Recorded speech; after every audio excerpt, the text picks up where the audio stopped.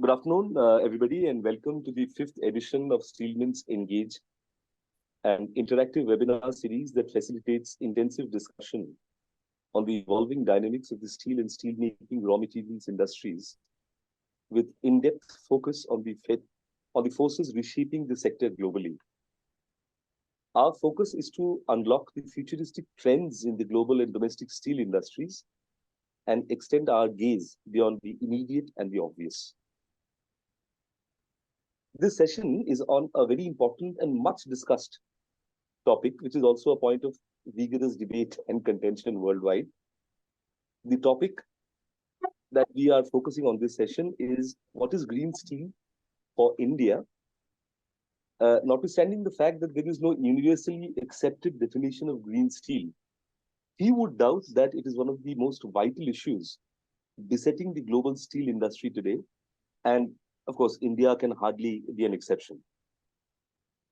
To explain the nitty-gritty of green steel, relevant standards, emissions monitoring methodologies, ESG priorities for companies, green finance and the way forward, and most importantly, the prospects for the Indian steel industry, which is at a crossroads.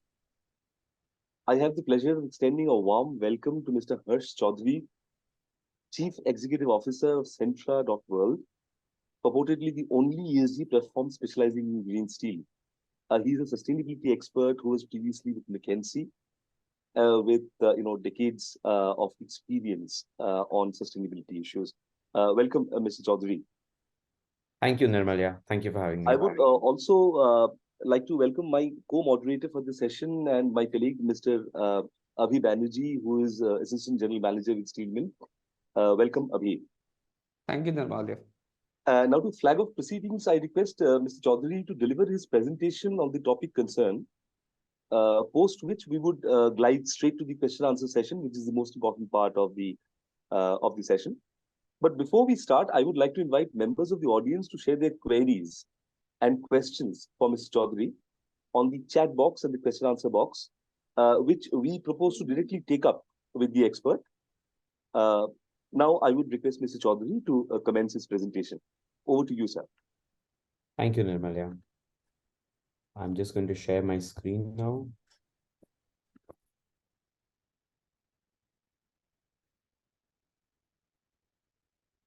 Is my screen visible? Yes, it is visible. Yes, sir. Very good. Thank you, everybody. Thank you for having me here on this webinar. Today, I'm in Dubai. I'm attending many sessions at COP28. Hence, this is a very opportune time for me to talk about green steel. There has been a lot of talk about the decarbonization of industry, and probably the most foremost out of that is actually around steel. So there have been presentations by the Ministry of Steel here, by the Indian Ministry of Steel here, global bodies like World Steel Association, Responsible Steel, and many of the world's leading steel companies are here. So many of these, the points that I will tell you about, they are sort of fresh out of the oven. So very happy to bring these insights to you. Now, just a quick background about the steel sector before we get in to green steel, right? Now, we all know that global temperatures need to be contained. We need to keep them below 1.5 degrees centigrade temperature increase. Otherwise, it is going to lead to irreparable damages. To be able to do this, we need to reduce our emissions by about 50%. That is not an easy task by any standards. We emit anywhere between 40 to 50 billion tons of CO2 per year. And this is, all of this gets added because it works cumulatively. We need to reduce that by 50%. That's a huge task. India accounts for about 4 to 5% of global emissions. However, within that, 12% of India's emissions actually come from the steel sector. Globally, this number is about 8%. India is a large steel producer, the second largest steel producer in the world, and amongst the few regions in the world which is actually going to grow in steel production, and it is going to probably reach 1.5 to 2 times its current size in the next 7 to 8 years. So steel is of utmost importance from a national level, from an economic level, and from a CO2 level as well. However, India's CO2 emissions are high. It's about 2.5 tons of CO2 per ton of steel, compared to a global average of about 1.9. There are several reasons for it. Reason number one is that we are a coal-based economy. Our steel production is coal-based, hence the BF-BOF route that is central to our production, or even the coal-based DRI, which is central to us, is still coal-based, hence it has emissions. That's number one. Second one, though we are an old nation, we are young in many ways. 70% of our infrastructure is yet to be built, which means that we don't have so much of scrap, right? Whereas the Western world, that infrastructure exists and it is destructed and it is reconstructed. So there's a lot of scrap. We have very little scrap, and our imports are also somewhere in the range of 9 to 10 million tons. Our total scrap is about 30 million tons. So there's not a lot of scrap, so which means that we have to produce things from iron ore, which is virgin steel, which has its own emissions. So those are some of the reasons. And then there are some inefficiencies, which I'm sure we are all addressing, right? But the truth of the matter is that the 2.5 number needs to come down. I've talked about sort of the global need for this, but there is now regulatory needs also coming. A lot of us have been reading in the papers about the carbon border adjustment mechanism, the new EU regulation which has come around. And this is a regulation which is really, really sector specific. They have defined 6 sectors, and the steel sector is one of them. And out of the 750 plus CN codes which they have identified, which will get impacted by this, steel represents about 700 of them, right? So it is of, steel is really central to this whole thing. It is probably the first time where there is a global level regulation coming specific to this sector. And what this has now done is that it's got everybody's eyes, because everybody is exporting to EU. About 15 to 40% of India's exports go to EU. Now, as part of that, a lot of eyes on it, and this regulation has just hit us. Starts October to December this year is the first reporting period.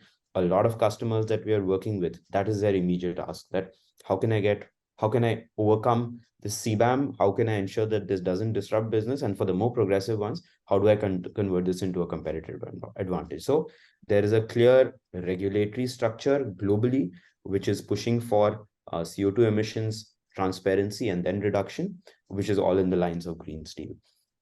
In addition to that, there is a regulatory push, but there is also a commercial push. Now, a lot of things on this slide, but I'll just talk through it. There are several steel consortia who are working towards decarbonization of steel. One of them is Responsible Steel, which has launched a mission called Steel Zero, where it is a commitment to actually make net zero steel emissions to be net zero. And they have set up certain targets. All these names that you see at the bottom, Volvo, SKF, etc., they're all committing that by 2030, 2040, 2050, they are going to buy steel only which is of very, very low CO2 value. And it's not going to happen overnight. It's not a light switch. They will start doing this. They've already started this now. And this is not just a Europe thing. It is impacting India as well. So a lot of our customers are actually being able to sell steel at a slight premium, or at least get a confirmation on future supply because of regulations or market demands like this. Having said that, India is also taking very, very concrete steps towards a green steel future.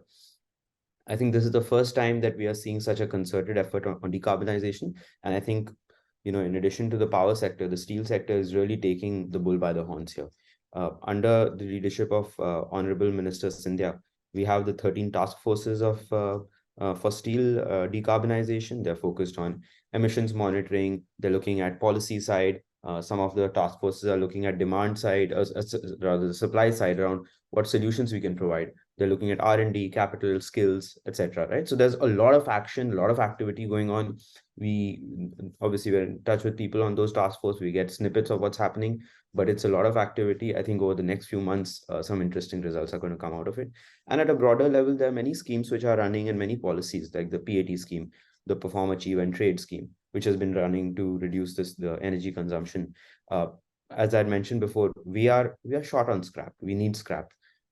Now there are various policies which are ensuring a turnover of cars, for example, to increase scrap availability. I know that the Ministry of Commerce is working on structures so that we can improve or increase the amount of scrap that we are able to import. Hydrogen, though, it is probably a good 15 years out for mainstream, but still the foundations are being laid. I think the idea is how can we reduce the cost of hydrogen from $7 to $8 or $10, which it may currently be, down to a $1 to $2 level, right? So many schemes like that, many actions happening. I think India is really, putting its front foot forward on green steel. But I think that comes back to the basic question of what is green steel. Now, there is no, contrary to popular belief, there is currently no global definition of green steel.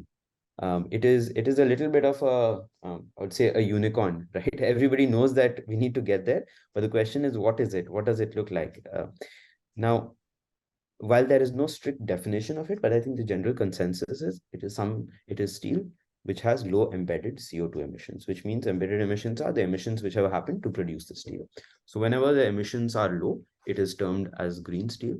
And every country will have a different definition of green steel because every country is unique. India is heavily reliant on coal. We have a fairly young steel production capacity because over the last 15-20 years is when we've built it out, and steel plants last for a while. They last for 30-40 years at least, so you can't immediately go and retire them. So every country will probably have a different definition of green steel as well. It will likely converge on a common definition a few decades out, but I think it is imperative to recognize that everybody is coming from a different background. Hence, a varied or a spectrum of definitions will probably be most applicable. Now, there are various options for Indian steelmakers, and I'll just spend a little bit of time on this slide. You see a lot of numbers and terms over here. So on the left-hand side, you see BOF and EAF, EIF, which are probably the 2 and 3 routes to produce steel. The first one is BF, BOF. Second one is through either an electric arc furnace or an induction furnace. Both of them are heavily reliant on coal in India right now because that's our primary fuel. The CO2 intensities are what you see over there in the range of, somewhere between 2 and 3. Now, on the top at the line where you see technical efficiency, renewable electricity, scrap, natural gas, hydrogen, and CCF. These are, reduction techniques, right? These are 6 areas in which you can actually reduce your CO2 emissions. Technical efficiency refers to improvements is called best available technology. How can you optimize your blast furnace? How can you make your motors more efficient? How can you ensure that any heat which is being emitted is actually being recovered, right? Renewable electricity, everybody knows India has made some solid strides in solar, led by wind and other forms of renewable energy. All those are very applicable. Scrap, we've just talked about. Natural gas is an interesting one. We are primarily a coal-based steel production country, but natural gas has proven to be around the world, wherever natural gas is readily available. It results in significant savings in CO2. Hydrogen, many companies are doing pilots, as they should be. Over the next 10-15 years is when the cost of hydrogen should come down and it should become more feasible to do. And steel will be one of the first few sectors where this actually happens. So the steel is going to lead the way in hydrogen. And finally, there's CCS, or carbon capture and storage, CCUS also, as it's called. CCUS's origin has been it was used to inject CO2 into oil wells for enhanced oil recovery. There are various other applications of it. You can put it under the ground, you can put it under the seabed. It's still evolving as a technology. It will take some time to get there, but it's an option. It's a promising option. And if I just run through what will happen, right? So in the BF route for India, there's definitely about 25% opportunity. 25%, I mean reduction of 25% of current emissions intensity, using various technologies which are out there and which are now becoming more and more prevalent. In fact, the government of India had released structures around the BAT, which is the best available technology, to get really good technically sound technology out there in the market, and many companies have actually taken advantage of that. And then for the BF route, the other options are of slightly lower value. For example, scrap in BF you'll only go up to about 30%, so it's not a lot. CCS is large, it's big. We see a few companies who are actually practicing CCS in India. They're doing some pilot projects and they're figuring it out, so there's an opportunity there. The BOF route represents about 40-45% of our total production. So 50-55 or other 55-60% is still sitting in the second category, which is the DRI based electric arc furnace, DRI based production, or through the induction furnace. Both of these currently draw most of the raw material through the DRI route, which is why the CO2 intensity is high. The technical efficiency over there is fairly limited, that opportunity, but there's a lot of opportunity in the other things. So, that route is divided into DRI production and then the steel making part, which is the furnaces. If you're able to move completely to renewable energy on the furnaces side, you can reduce overall intensity by about 15%. Many companies have already started to do this. They are doing, and it's actually becoming cost positive, right? So it's more beneficial. Using scrap, you can get rid of the entire DRI part, which is the most CO2 intensive, because 85% of emissions are sitting over there. With the availability of scrap, this is something that should be managed. Scrap prices are on the rise, but I think we'll have to fight for that last scrap of scrap to make this happen. Then there is the move to natural gas. Now, this is a hard one, right? It's technically hard. It requires CapEx, but this is definitely something which creates a positive impact on the DRI production side. Hydrogen is being talked about everywhere. There is blue hydrogen and green hydrogen, and you won't believe it, but there are actually 28 different definitions of hydrogen, 28 different colors, as they're calling it, of hydrogen. Depending on the feedstock that you're using, the energy that you're using, how it is being transported, etc. Right? So it's multiple colors of hydrogen. We'll have to see, and they're all in a spectrum, right? How much you're willing to invest and things like that. So a lot of research going on over there that's of high value, and CCS obviously, which can be applied to this route as well. So many different options. I think this is the time where the Ministry of Steel is also really defining many of these things. So we'll have to wait and watch what they come up with, but it seems very promising that way. But having said that, India's starting point is high because we are a coal-based steel production route, but I think there are options to actually capitalize. Now, all that was the technology side. How is this going to happen, right? So there's multiple organizations who've done projections, and this is one of them. Right now, as you can see, the majority of steel production that we have in the country, the first column that you see, is actually coal-based. It can go into a blast furnace or a DRI, but it is coal-based. There is some amount of scrap which is happening. A lot of the scrap is being used by induction furnace, small induction furnace outfits who are running this. Natural gas is there, but it's very small. I think with a push from regulatory, commercial customers, there is going to be a very natural push to reduce the coal-based steel production.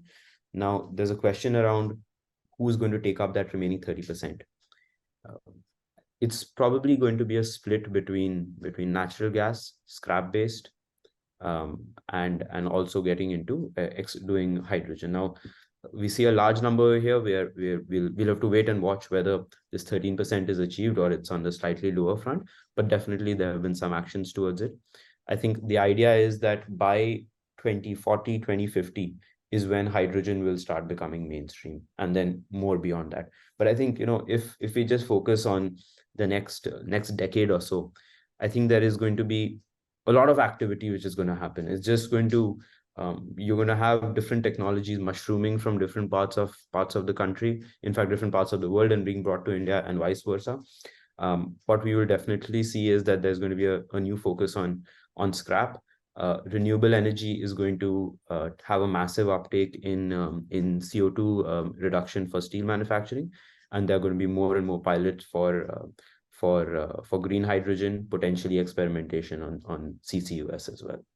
So very exciting times coming up over the next decade or so in the steel industry, from a growth as well as a decarbonization perspective. And this is one of the few countries where we are going to have to go together. You need to grow sustainability. So it's going to be very interesting on how we do this. Now, even we've talked about many big things around here, but if I think of a regular steel company, right? How, and these are the big four, the big 4 or 5 steel companies in India, plus the remaining, which form a smaller share, but they're much larger in number. There are thousands of them, right? How should they start thinking about it? And in our numerous conversations we have with steel companies, I think one theme is very consistent, that how do we even get started? I don't want to tomorrow now go and invest into hydrogen and CCS and those things. Those are far out, right? And let enough pilots happen. And even before I start looking at scrap based, or how should I even think about it? And the first thing that we tell people is, first get an understanding of what your CO2 emissions are. Because unless you are measuring something, you'll never be able to manage it. And if you can't manage it, how will you decide? And when we start that conversation, it's actually not that simple. There are, we keep saying that, there are 3 R's to this. There's recognized methodologies. There are so many methodologies out there. I mean, this week we're meeting up with many bodies which actually define these methodologies, like the World Steel Association, Responsible Steel, and many others who we're meeting up with. And I think the general theme is that, there are so many of these methodologies, and everybody's in agreement that, hey, there's so many of these methodologies, we need to bring it together. In fact, just yesterday at COP28, Responsible Steel announced a new initiative or a set of principles that would bring many different companies together, many different structures together, methodologies together, to create a common structure. I think it will take some doing. It's across country and many things, but I think that's an important part. That's why choosing the right methodology is very, very critical. Right now, people choose either the World Steel Association methodology or the ISO methodology and many others. So that's very important. The second one is around data, and data being reliable.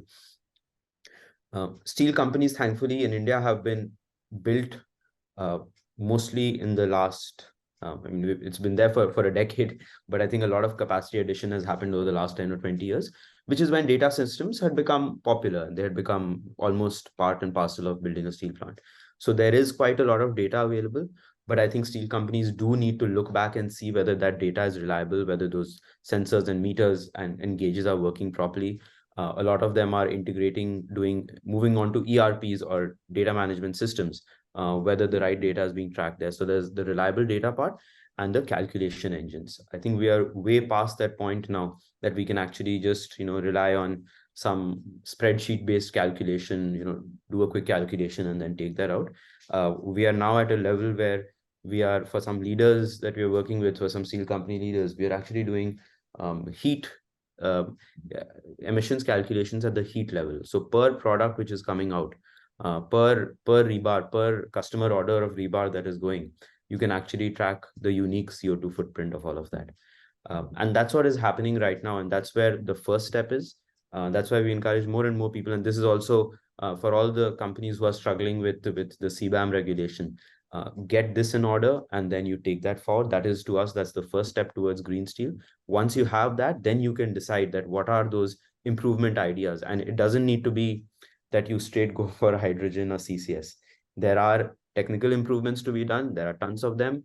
There are options to explore around how you're going to maximize scrap, how you're going to bring more and more renewable energy into it, how you're going to work with energy certificates. The carbon credit trading scheme is going to get launched very soon. Prime Minister Modi already announced it. I think in the next year or two, it is going to become a very much integral part of this. To be able to capture and understand what that represents, the first step is that you get to understand what your CO2 emissions are. Okay, I'm going to pause there. I know I've spoken for a while, but let me just pause there for some questions. Would you mind if I just stop sharing my screen? Is that okay? No, yeah, it's fine, of course. I mean, you can go ahead with your very interesting presentation also. I mean, you may complete it so that we can start off with the question answer session. I'm actually, I mean, I wanted to keep it. I wanted to keep it to that so that I can keep some more time for question and answers. But yes. So, of course, thank you so much. Thank you so much. A very insightful presentation. To start off with the question answer session, I will request Abhi to start off proceedings, after which I'll certainly catch up. Thank you, Nirmalia, and thank you, Mr. Chaudhary. It was really insightful, giving us an overview how the world is moving forward and how the Indian industry should take it forward. So, starting with the question answer session, the first point which I would like to know from your end is if you can give us an overview on the policy initiatives related to decarbonizations of the steel sector. Sure, absolutely. So as I was saying earlier, I think a lot of policies that there are a few policies which are there, like the PAT scheme, which is like the Perform, Achieve, and Trade scheme, which incentivizes the energy savings, which has been there for a while. There are policies to improve the availability of scrap, because that itself can cut your CO2 emissions by 80-85%. With the motor policy, the retirement of motor vehicles rule, which came out in 2021, there's a lot of new scrap which is going to become available. Those are some of the policies which are there, and then hydrogen, which is the hydrogen commission, which is for much longer.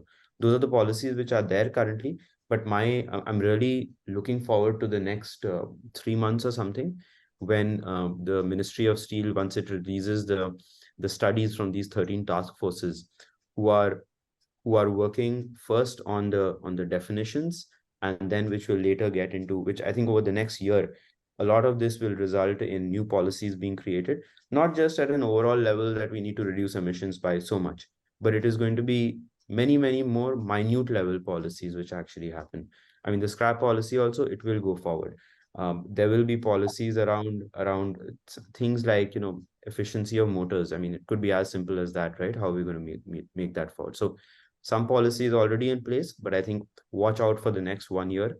There are going to be several more things which are happening in this area. And at COP28, I think Prime Minister Modi's view was very sharp, very clear, that we are doing more than our fair share in decarbonization, and we will continue to do that. Yes, so just a bit question with that, before he comes to his next question, because in your presentation also you highlighted about the PAT scheme. So the PAT scheme was actually spearheaded by the Bureau of Energy Efficiency. Yes. Mr. Chaudhary, do you believe that that will be a kind of a starting point for India's carbon market, for India's Absolutely. scheme? So if you could, just enlighten the audience and myself a little bit on that. Absolutely. Very good question. So the carbon markets world, it has tried to build many times, right? I think way back in 2007, 8, 9 is when internationally the carbon markets were beginning to evolve. The ETS, the EU ETS, the emissions trading scheme, has been around for a while. So there have been many times that a carbon market has tried to develop. Globally, it's not reached, I would say, a maturity level. It's still in its infancy. I think India has taken time to do it, but I'm glad that they have. I think what is happening is now and the BE is doing a lot of work in the area. I think the PAT scheme itself was it was well taken up, but obviously there were challenges, like with anything new, right? Now under the BE, because they are now responsible for the CCTS also now to actually lead that implementation. That is going to become very interesting, because from what we can see, there will be a limit which will be put on different industries as far as the emissions go. This limit will reduce over time. If our aspiration is to be net zero by 2070, the entire 12% of India's emissions, which come from steel, all of that will have to come down to zero. Effectively, that's it, right? Now, over the next 50 years, if that has to come to zero, we can expect very rapid decarbonization, and I'm sure they're not going to keep all the improvements towards the end. We'll see a few cliffs which are happening here. So a lot of that is going to happen. I think every industry will get certain targets. There will be companies who do more than their fair share, and for those people there will be carbon credits which they will generate, which they can trade, they can sell. And for the ones who are not being able to meet these targets, I don't think India is going to come in the way and say that the government is going to come in the way and say, let's stop steel production. I don't think we should even be having that option on the table. We have to build. This is really our century. We have to build. But there might be a price which is associated with it. I think we have to be aware of that, and we have to play the export market very, very carefully, given the carbon credit trading scheme. Because I think what is going to accelerate the carbon credit trading scheme, the CCTS in India, is also the CBAM. Because 2026 onwards, for any steel producer who is crossing this European threshold, they will have to pay a tax. But if you're, as per that regulation, the CBAM regulation, if you're already paying a tax in your origin country, then you don't need to pay the tax to the EU. So what is going to happen is that India will enforce, hopefully, a carbon credit scheme before that time, before 2025 itself, so that not a penny is actually going out, it's staying over here, which can be redeployed into developing new green steel opportunities for us. Yes, sir. Yes, sir. But an associated question, of course, is whether the EU will accept that figure given by Indian steel exporters. For example, if some Indian steel mill Yes. gives an indication of the kind of emissions happening, which can be Yes. both product-wise or process-wise or route-wise. So the EU the authorities in the EU are under no obligation to accept that figure or that. So I mean, what is the way out for the Indian mills in this case? Yeah. So I think the way it's going to happen is that this is the transition period for CBAM from October 2023 until December 2025. During this period, I would treat, I think CBAM, the EU is also treating it like a trial period. During this time, there is no need to get any audit or certificate, and then there are no taxes associated with it. I think what they're trying to do is get to a point where everybody realizes and recognize what their CO2 emissions are, get used to this kind of working. I think right now they cannot so quickly mandate that everybody has to do this. They can apply pressure on the entities on the EU side who are actually importing from Indian entities and the rest, saying that, you need to provide these numbers and all of that. I think you're right that, the authenticity of these numbers is definitely going to be in question. Not just from a perspective of Indian companies not wanting to give the data, but also their ability to give this data, whether they're there. Also, there are apprehensions and very, very just apprehensions that should we be providing all of this data in the CBAM Excel. It's fairly extensive and it goes into a lot of detail. I mean, if all the steel plants are submitting that data, you'd have this huge database of every steel plant in the world, and that's a gold mine on its own. So I think the general legal advisory also that we are hearing is that think of providing that one number, which is direct emissions and indirect emissions. Don't go ahead and you don't need to open it up really yet. Let's wait for the CBAM to develop a little more. I think 2026 onwards is when it's going to get very, very serious, because there'll be taxes. You'll have to do an audit. EU will mandate a few set of companies who will be able to do this audit, and all of that, right? I think this is that 2-year period where in the next couple of months, quickly steel companies need to figure out what their emissions numbers are. The large companies like Tata Steel and JSW, JSPL, SAIL, and AMNS, all these guys already are doing things like this. They have a first idea on this. I think it's the steel companies who are after that probably are still getting around to figuring this out. But I think the general advisory is that get to that quickly, and start building a certain rapport and relationship with your importers, so that they also feel like you've provided, how this is calculated, and there's some trust associated with it. Yes, very insightful answer, sir. Of course, we'll come to a very interesting question posed by a member of the audience, but because we are on the CBAM page, so let's get done with it. Yes. But then actually, sir, one question I had about it was that many industry experts in many countries are objecting to CBAM on the ground that it contravenes or it is in direct opposition to the IPCC framework. Yes. What's your take on this? So around the IPCC framework, you mean on the technical side, on the way it is calculated on that front? Yes. Yeah. And also because creating a kind of a trade embargo. Yeah. Correct. That is also there.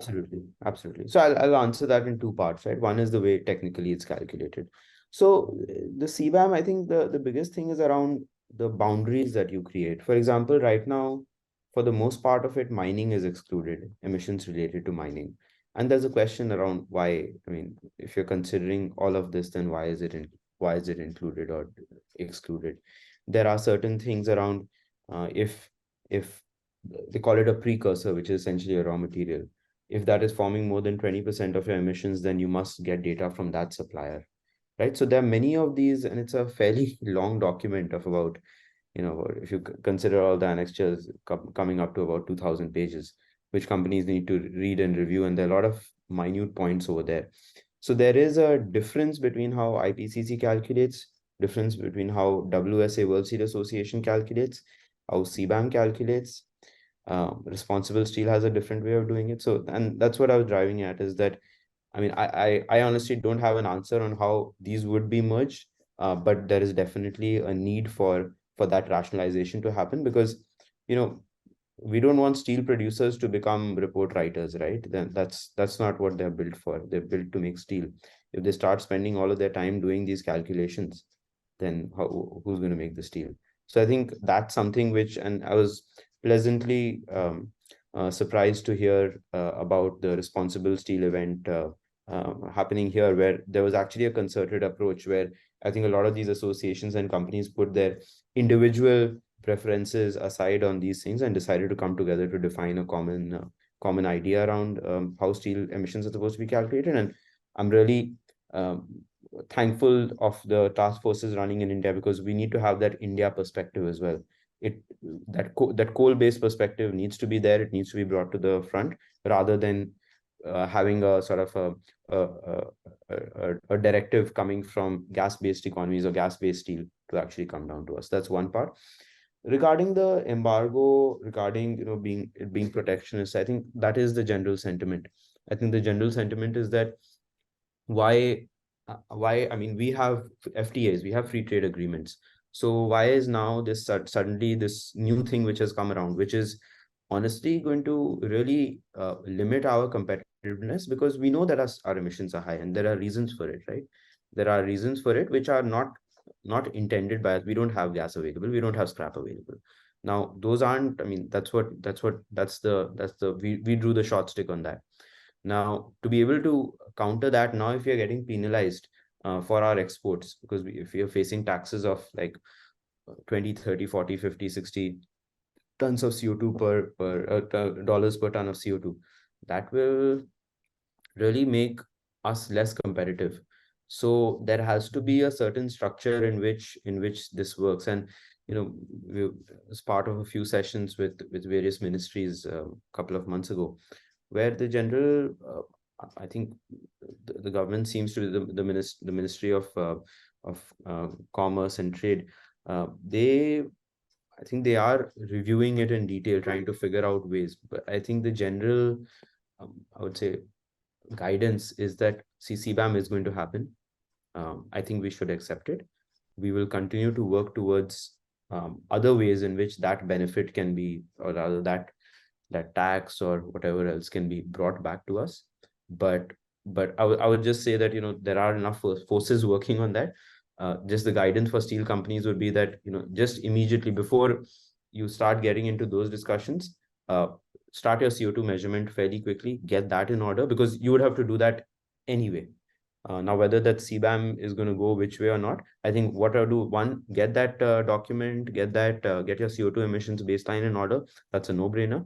Second one is be careful with how much data you're sharing beyond. You don't need to go out right now and supply your entire calculations to your importers. You need to submit this Annexure 4 right now, focus on that, and just get that out for now. Yes, so of course, an associated question on methodology about which there are some lingering concerns. So we'll come to that. But Abhi, your next question, please. Yes, so if you can enlighten us about how are the investors integrating ESG considerations? Yeah, that's a very, very good question, Abhi. So I think ESG as a topic, it goes a little bit up and down. I think there are times when it it becomes very, very important, and there are times when it sort of takes a backseat. I think this is a time of the upswing right now. It's very important. And I know that E, S, and G get termed very well together, but there are three very, very different parts. Uh, E is something which is highly measurable. And the major part of E are greenhouse gas emissions. Obviously, there are air emissions, there is energy, water, waste, biodiversity. But those, many of them result in GHG emissions, and biodiversity, I mean, we're still waiting for a right metric beyond acres of greenery or something like that, right? So in general, environment is very measurable. It's very closely linked to operations. Uh, Social is something, and if I think about a steel company also, like a COO or a plant manager is responsible for the E part, because they are, I mean, whatever they're doing is resulting in all of that. Even the chief procurement officer is involved, because whatever they're buying, there's a carbon footprint of that and all of that. The S and the G, they steer in a slightly different direction. It is probably what you do beyond your operations and everything to actually get that down. Now, having said that, I think, the ways in which this is being ESG is being manifested is, one is obviously through SEBI, where the top 1,000 listed companies have to submit their BRSR report, which covers, earlier it used to cover about 150 different metrics, but now BRSR code, it has come down to about 30 metrics. So that is an important part. Uh, as part of that, there is a very big focus on your supply chain, because I think more and more people are realizing that whatever I'm doing is fine. I have a view on that, but whatever my suppliers are doing, I have no clue where that is coming from. To be able to, and CO2 doesn't respect organizations. It doesn't respect that I am organization A selling to B, which is selling to C. It has a mind of its own and it has a life of its own. It says, I'm going to flow through the product. So whether you're selling it to me, whoever else you're selling it to, I'm staying with the product. So that's why I think these supply chain emissions are important. That's why it's making it back into BRSR. So for the top 1,000 companies, I think that will be the guidance, on ESG. If you have a solid BRSR report, and BRSR is good, it's, we've compared BRSR with global leading standards, right? Be it Sustainalytics, or be it the DJSI, be it CDP, and many others, right? I think it covers a good set of points. And I love the fact that they became rational, and they even so much more rational when they said, okay, we'll also do a BRSR core, because we don't want companies to just go crazy with doing so many compliances. So from a reporting standpoint, I think that's a good start. From an investor standpoint, there are the domestic investors who will look at BRSR and say, okay, now this makes sense to me. A lot of international investors are now trying to figure out exactly how we want to make these considerations. For example, we were in conversations with an infrastructure, with an EPC company, and they said that because some of the projects that we are implementing, many of them are funded through international bodies. Those international bodies are coming down and saying, yes, ESG reporting, all of that is okay. But one specific thing that they ask for is that all the TMT bars that you guys are using in construction, I want to know the CO2 footprint of each one of them, right up until the supply chain, scope 1, 2, 3. So now this company, and this is becoming very common now, the procurement team and the supply and the sustainability team are forming a little bit of a JV in every company, calling it sustainable procurement. So their idea is that I need full visibility on all parts of all of my suppliers. I want their CO2 emissions calculated in the way that I prescribe, not just they will tell me a number and I will accept it, but I need to be very confident of that, because I need to report it forward. So in summary to that, BRSR is one part which is giving domestic consumers a lot of ideas on ESG and some confidence on it. There is the foreign investors who will trust BRSR, but they might want to do some of their internal checks till it sort of standardizes. And as you may know, there is very common correlation between your ESG score and your capital market valuation. So that always stands, and it will continue to be. Yes, sir. Just to come back to the methodology part about Yes. emission monitoring methodology. So of course, one very important point that you mentioned is about mining. Maybe it directly comes to mind about coal mining and methane emissions in coal mining. So of course, that's one of the biggest issues. Scopes. So we have Responsible Steel, we have World Steel Association, we have the Rocky Mountain Institute also coming up with a kind of standard. So about scopes and about offsets. So, I mean, three different things about, scopes from different, the scope 1, 2, 3, and also from upstream and also from offsets. So, how can these, conflicting ideas be Yeah. integrated when we are working on a methodology for green steel? Yeah, that's a good question, Nirmala. So, a few things over here, right? So just for our audience to know what scope 1, 2, and 3 are, right? So scope 1 is all the emissions which are happening on site. You're burning, let's say, coal, or even some of your raw materials may emit certain amounts when they're going through a furnace, right? So those are emissions which are happening on the ground. So that's scope 1. Scope 2 is pretty much the emissions that happen somewhere else because of the consumption you're doing over here in your site, for example, electricity, as long as you're consuming that electricity in the same shape and form as that it was brought to you. So electricity is scope 2. And scope 3 are pretty much all your supply chain related emissions. The majority of that is actually the category called purchase goods and services. So if you're buying I don't know, like 10 tons of dolomite or 10 tons of ferromanganese, then the emissions which were done at your supplier side to create that product, those actually come in. So that's scope 3. Now, there is a different side of scope 3, which is downstream of you. There are certain categories in the GHG protocol which even take into account, for example, the use of sold goods. So if I'm a tire manufacturer, I will say that, okay, my tire is actually being used in a car, which is being driven for 1 lakh kilometers or 2 lakh kilometers in the year, in its lifetime. And then there are the CO2 emissions from burning that fuel, which can also be accounted for. But that's really stretching it, and then it's going to lead to a lot of double counting. So I think generally people are warming up to the idea that there is one scope 1, yes, agree. Scope 2, yes, agree. And scope 3, let's focus on the upstream part. Normally, many companies, they include business travel, employee commuting, and all of that. In steel manufacturing, that's not even a drop in the ocean. That's so small that most companies will tend to ignore it, and it's fine. I think if you're just covering your scope 1, pretty much your raw materials, your fuels, your raw materials, a few refrigerants and chemicals if they're used, that's good for scope 1. There is internal commute which happens with trucks, etc., which can be accounted for. Scope 2, if you just focus on electricity, that's good. And scope 3, if you're focusing on if you're capturing emissions of your suppliers, and I think that's already a very good start, and I think that conforms to more, and obviously the transportation and distribution of these things, that's already good enough to actually get you started on. Now, the part around, you'd also asked about the emissions which were associated with, we talked about scope 1, 2, and 3, and then The offsets. the offsets, correct. Sorry about that. So on offsets, see, offsets are very tricky, because offsets have, there is a trust deficit with offsets in today's world. There is, to give you put it very simply for our audience, right? You are emitting 5 tons of CO2, and you said, I've gone and planted 20 acres of bamboo forest somewhere, right? Which 20 into about 40 tons, about 800 tons of CO2 which you've saved. Now, there are many serious questions whether that 20 acres actually exists or not, whether not just whether they exist or not, because the rule for offsets are that the practice change, right, from it needs to have happened over just the last 3 years.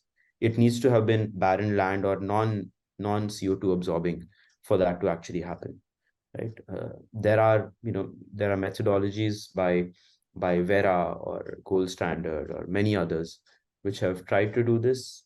India, like many other things, you have to customize it to India. You can't just apply global standards to it. I mean, rice farming is a case in point, right? India is the second largest producer of rice. We've been trying to decarbonize it because of all the methane, but the methodologies have so far not been very, very accurate and helpful to make that happen. Hopefully that should improve. But offsets also and there are many other international bodies like the SBTi, the Science Based Targets Initiative, which essentially says that you cannot offset more than 5% of your emissions till you reduce a certain amount, and even after that, it's maximum 10%. So I think the general guidance to a lot of companies is that don't rely on these offsets. They can cover a little bit of the residual, but it is not going to save you from the decarbonization that you need to do. So there are two parts to it. One is that you can only rely on offsets up to 5-10% of your total emissions, and the second one is be very, very careful and calculated on what offsets you're getting, because once you buy an offset, you will be responsible to your auditors, to your consumers, to your customers to say that these offsets were true. They're absolutely fine. I mean, you should have, if you're doing offsets, I would recommend, and if they're related to forestry and things like that, get some decent satellite imagery so that you know what your offsets are, and you're completely sure of them. And that's it's not hard to do in today's world. I mean, for a few thousand rupees, that's possible to do. Yes, yes. Abhi, I know you're waiting to ask your question. We'll come to you. But first, let us just, turn the table a little bit, because we have a very interesting question from a member of the audience who is here asking about the cost of green steel. So the question is very general the way he asked it, but let me break it down. Yeah. So, of course, I know there was a figure given by McKinsey, which was per ton. Yeah. Now, if we break it down in the Indian context, between the integrated and the electric furnace or induction furnace steel producers, then how do you see the cost increase going forward, Mr. Chaudhary? Yeah. So I know it's a simple question, but it's also a very deep question. But I'm glad that somebody is asking for it, right? See, to me, green steel is it's not a destination. It's a journey. It's a journey, and the journey is a spectrum. As I was showing on the slide, right? If I take like let me take small steel producers either using electric arc furnace or using an induction furnace. Let's say they're buying DRI from somewhere. The first step that they will take is that they will try to get as much scrap. That's the first step that they will take. That will normally be, cost will be balanced. It's not going to significantly change your formula. Second step will be, okay, now that I have this, let me do more renewables. Renewables now have become quite cost competitive, and a lot of steel companies that we are seeing, they're not just buying renewable energy from the grid, but what they're also doing is that they're setting up their own renewable energy plants, which it doesn't need to be on your site. It can be like 300-500 kilometers from you, where you've got some land, you set it up, but you're getting credits for it. You're uploading from there and you're gaining the benefits from here. So that is going to be there's going to be price parity. I don't think it's going to be a big jump. The moment that these companies, if they have their own DRI unit and they start doing hydrogen, that's a big capex over there. Going into natural gas also, using in DRI. You will have to change your capex, you'll have to source that natural gas, and then obviously getting into hydrogen and CCS is much more expensive. A lot of the BAT, which they call the best available technology, a lot of that can come well within a payback period of 2 years, 3 years, and things like that. So, to answer that question, there are steps, there are the immediate things that you can do. And I think for Indian green steel also, Indian steel, I mean, I call it green steel, but for Indian steel, there is the Indian version of the 2020s green steel, if I can call it that, which is probably a scrap plus renewables plus a technical efficiency formula, combination of these things. And then there is a future 2030s formula, 2030s plus formula, which is going to be getting more gas-based, start experimenting with the hydrogen and potentially even CCS. So there are different parts. I think in the immediate term, we don't think that for the first level, I don't think the cost difference is too much. But for the second level, it's ranging anywhere between $200, $300, $400 per ton of steel. It depends. It can actually go into that. I mean, and there are a lot of investments which are actually happening over there. Prime example is this company called H2GS, which is Europe based, and I don't think they haven't yet produced a ton of steel, but they've raised, I think, over $5 billion, if I'm not mistaken. And they have proper contracts in place for offtake for production, which is going to come even several years later. Who have committed? I mean, I think Volvo has committed to SSAB and many others, around, I think, about 200 euros or something, 200 euros extra for greener steel. And this is not even like the hydrogen produced steel, but this is greener steel. So what I would say is that in summary is that, yes, immediate term, we will go for things which are cost parity or just a little bit extra, but stay in that range. In the longer term, steel companies will get to experiencing higher cost, but they will only do it once there are certain customers who are vouching for it. We have seen some examples, but I don't think steel companies will bear the cost brunt on their own. It has to be supported by policy. It has to be supported by many other things, and most importantly, technology innovation. I mean, unless, for example, a lot of people say, and we read about this, is that in India, hydrogen will get taken, will become common when the cost of hydrogen comes down to $1 to $2 per ton of steel. And also there is like a $50 carbon tax, so that you get benefit for this hydrogen. So it's a bunch of different formula which need to go in to answer that question. Yes, absolutely. Of course, one very good example is H2 Green Steel. Another very good example is Boston Metal. Absolutely. Or iron making, about which process is still not commercially viable, but so many people have invested with Boston Metal. Avi, I'm very sorry, I can't take any further questions from you, although I personally had many questions to ask Mr.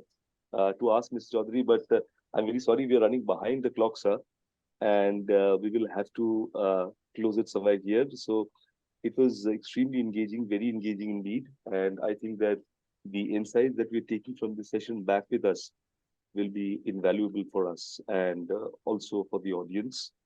And thank you to the audience as well for your wholehearted participation and very perceptive questions. We look forward to hosting Mr. Chaudhary again in the future. It was a brainstorming session, a very engaging one. Thank you, Mr. Chaudhary, so much. Thank you so much, Nirmalya. Thank you so much, Abhi. Thank you to the audience who waited patiently for this. Thank you again. Thank you, Mr. Chaudhary, once again. It was a very insightful session too. Thank you so much. Goodbye.